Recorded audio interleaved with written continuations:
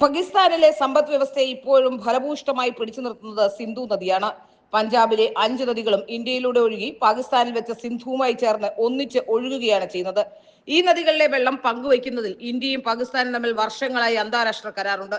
ഈ കരാർ പ്രകാരം സിന്ധുവിലെ 80% ജലം പാകിസ്ഥാനുള്ളതാണ്. ഈ സുപ്രധാന കരാറാണ് കേന്ദ്ര സർക്കാർ റദ്ദാക്കിയത്.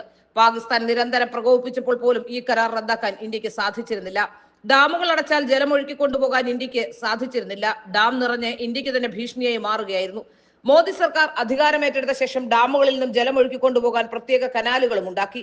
ഹിമാചൽ പ്രദേശിലും പഞ്ചാബിലുമായി അനേകം ഡാമുകളും തടയണകളും ഈ നദികളിൽ ഇന്ത്യ പടുത്തുയർത്തിയിട്ടുണ്ട്. അടുത്ത കാലത്ത് ജലം കൊണ്ടുപോകാൻ അനേകം പ്രത്യേക കനാലുകളും ഉണ്ടാക്കി. എന്തെങ്കിലും കാരണവശാൽ ഡാമുകൾ ഷട്ടർ ഇടേണ്ടി വന്നാൽ ജലം ഒഴിപ്പിക്കാൻ വേണ്ടി ദീർഘദർശനത്തോടെ ചെയ്തതാണിത്. 3 യുദ്ധങ്ങൾ ഉണ്ടായപ്പോൾ പോലും നദീജല കരാർ മരവിപ്പിച്ചിട്ടില്ല. മരവിപ്പിക്കാൻ കഴിയുമായിരുന്നില്ല. ഡാമുകൾ അടച്ചാൽ ജലം കൊണ്ടുപോകാൻ കഴിയുമായിരുന്നില്ല. ഡാമുകൾ നിറഞ്ഞ് കവിയുമായിരുന്നു. ഇന്ന് കരാർ മരവിപ്പിച്ചിരിക്കുന്നു.